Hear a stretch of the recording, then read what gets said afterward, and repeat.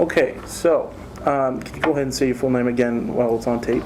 My name is Siti Jackson. All right, and your relationship to Billy Morrow Jackson? I was married to Billy in 1988. Wonderful. Till he passed away in 2006. Okay, great. All right, now, like I know we talked about this before, we have the print here of the print Billy Morrow Jackson gave to CCHCC. And in order to kind of record its history for the organization, since this print was, specifically for us, it wasn't distributed to anybody else, we wanted to get your insight on how this was made, his artistic process, even the tools he used to make it. I know you talked about, the modeling process, you and him. So if you want to start at the beginning about how, do you remember how the print was solicited? Do you remember any about that day, or? Well, if I remember that Gary approached him and Gary Edelman? Yeah, and talk about it. I don't know whether he's on the phone or met him. I cannot remember specifically, but about this project. And of course, Billy, is always excited about politics or local things or whatever. Sure. So he took the project. I mean, it was a challenge, like always. He always worked so hard and tried to make some research, and all this, going on in his head, And that time we were married a few years, about 4 or 5 years. Sure. And I was not doing much of my work because I was helping him with a lot of things that he was doing. Sure. And he also had, the book just came out, his first book came out in 1990. Oh, wow. So we just finished that and trying to promote that book during that year. I mean, after all these years, it took him like, when he was, I think, 60 to get a book published, for such a renowned artist, Yeah. But it was wonderful. It happened. The university approached him and he got the book done, and then some little project, like this is, I consider, small project. Sure. Yeah, because it's 22 by, I think it's 29 print, and I had the original, you call it pen and ink drawing of this particular print. Sure. So I consider it was like close to the highlight of his career because he got a book. Sure. And then later on in 1997, 96, he had a retrospective show at Crown Art Museum. Wow. Yeah, it was a solo exhibition. That was like the biggest thing anybody, anything can happen to anybody to have a solo show at a big museum, second largest museum in Illinois. Yeah. So we were very excited about it, and now this one, much earlier, we come back to the subject, and he usually have all these ideas in his head and make some research, look at books or what's going on in the country or television, Yeah. So he make little sketches, like on the sketch pad or papers, anything that he can get hold of, even sometimes end of newspaper or wrapping paper or anything, tissue paper, he just sketch, and then he put all these ideas together and start making like a bigger sketch, a composite of all these sketches. He put them together, and then after he's satisfied with the idea, he will transfer into like the actual paper, the watercolor paper. Sure. Yeah. Okay. Yeah. So he. And how would he transfer from a pen and ink sketch or drawing to the medium that they use to print? Now, is it on a? I've heard people talk about a metal plate would be used.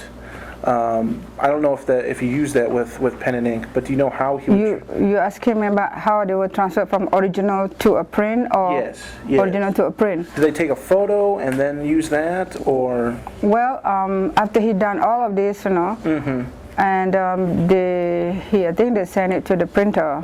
Okay. Yeah. The original itself. The original. Okay. They will take transparency, a photograph, Okay. and it turns into transparency. Sure. It's just like a film, you know, like 5x7. Yeah. And they will go to a printer and then they scan it to, you know, make like a, I don't know how the actual process, and then they make proof reading, proof, and then we come and check whether it's like the original or maybe the color. Yeah, if it's up to your standards. Yeah. Sure. Then if it's okay, then they go ahead and print it.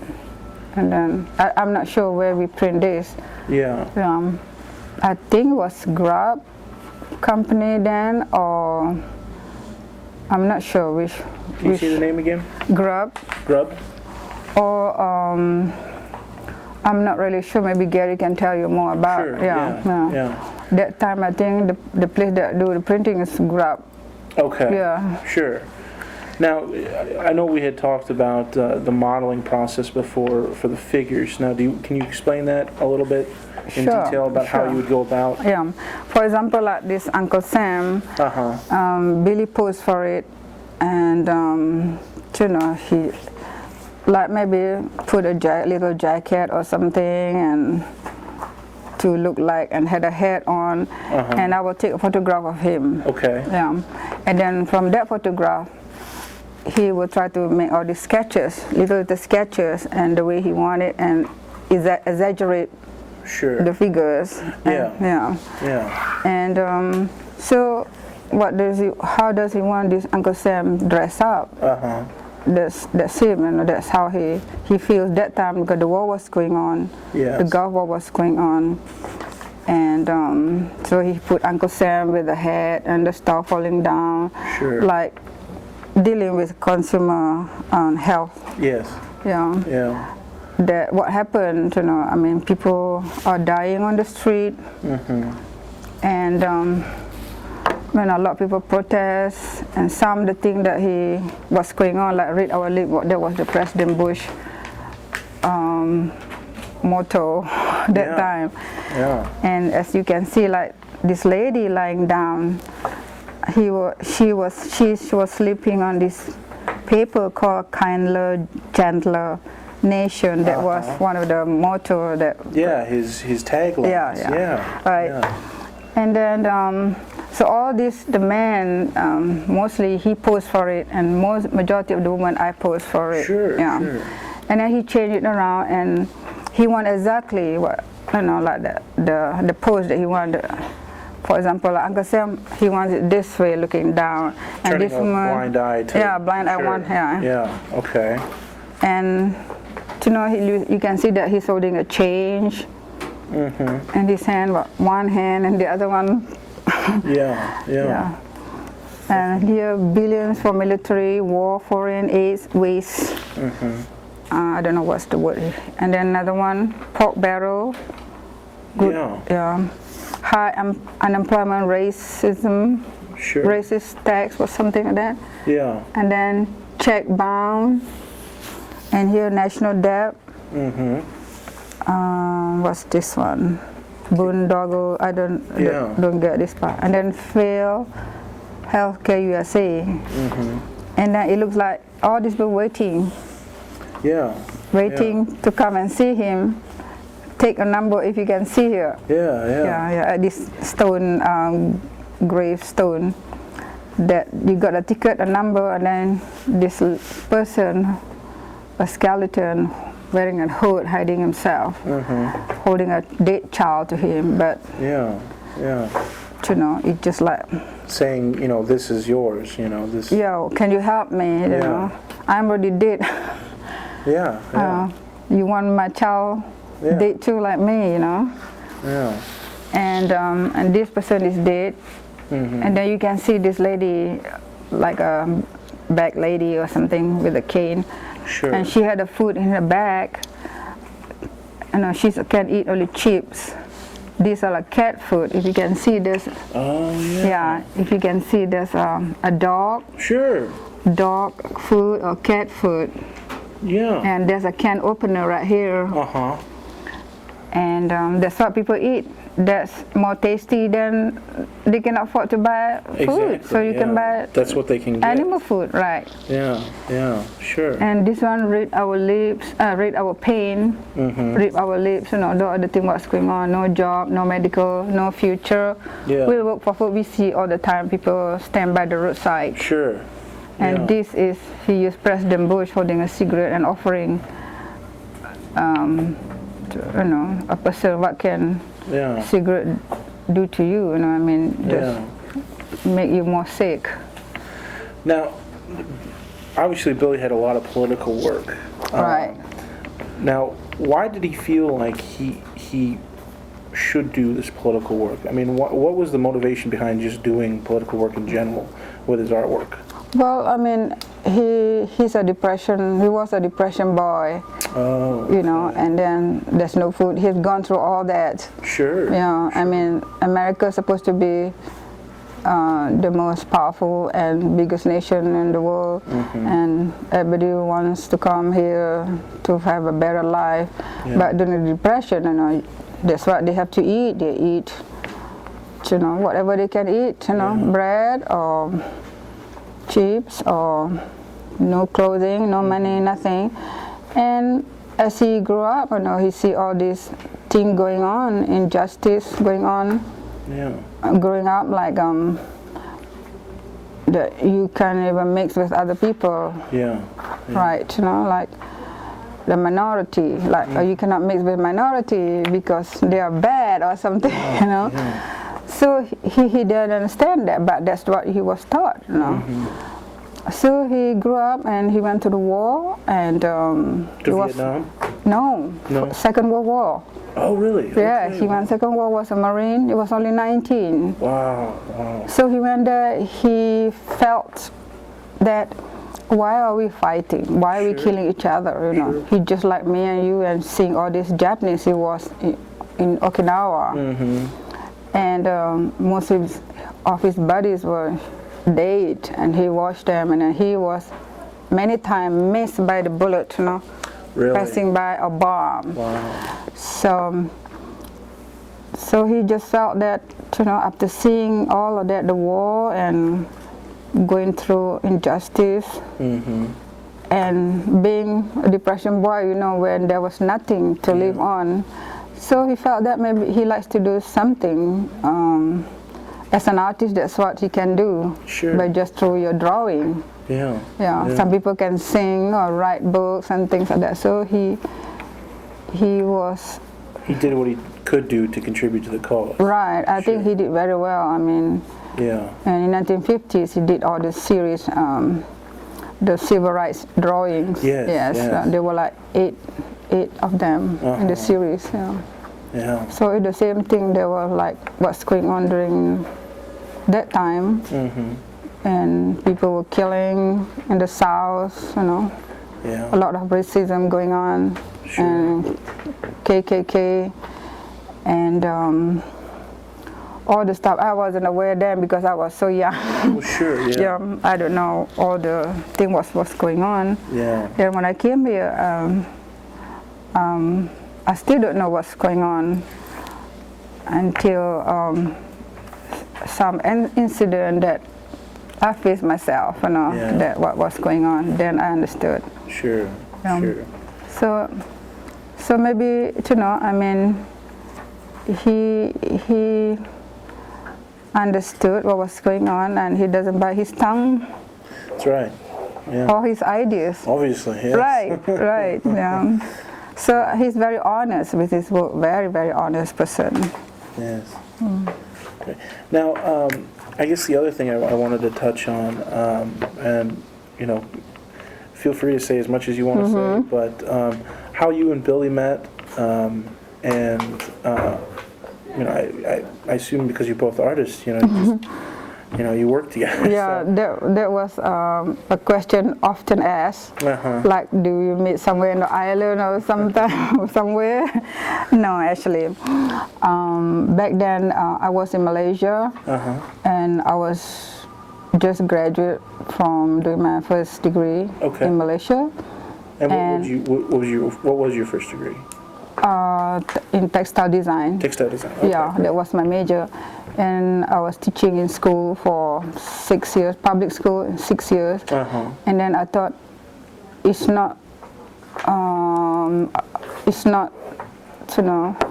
teaching in school wasn't satisfactory to me. I thought I want to go on, so I thought I want to apply to go to more specialized, because I was in a specialized field, textile design. Yeah. I was sent to public school teaching basic art, and this like they are 14, 15 years old, and I love to teach more of adults or in the college. Yeah. So I applied and I got it. I was teaching in Kuala Lumpur for 2 years at the Teachers College, and I thought I'd like to apply for a scholarship to go overseas, and there was a scholarship, only one scholarship was open for art. So among all the participants that were called for the interview, that I was the only youngest one. There might be 6 of us.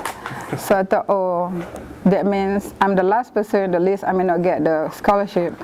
But somehow I went in for the interview, and I showed them what I have done in my teaching in school. I did a lot of mural, a lot of art project for the school. Sure. And I think they were impressed, and they said, well, we should give her another scholarship, So that's how I got the scholarship. So I came to the state and School of Art and Design and University of Illinois. Oh, yeah, and the scholarship came here? Yeah. Oh, great. So I studied art, and I met Billy and graduate, and we get married, and so I plan to stay here and been here for 20 years. Sure. Yeah, and I was very happy helping him. He helped me, and we were together in this profession. Yeah. Great. Great. Now we did talk on the phone about, and this is really for the history too, about the prices of his past work and how much they have gone for, because while this is an exclusive piece for us, it really it's a political piece, and they're somewhat similar in just context. So do you happen to remember how much some of his other political work has gone for? What you and Billy have sold them for before? I know in 1950s when he did all those civil rights drawings, they were sold like 8 of them for $10. There was like it was like this size, Oh wow. God. 8 of them. 8. Pen and name on some with color like this. And I still have a lot of them. Yeah. I mean, I can give one whole set to the organization if you would like. Yeah, sure. Wow. Yeah. So.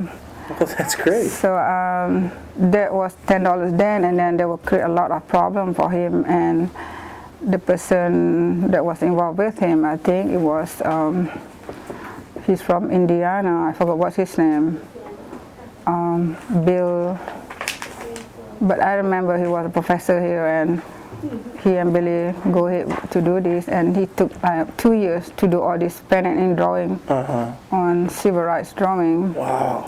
Wow. It involved Martin Luther King and the bombing of the children, the church. 4 little girls. Right.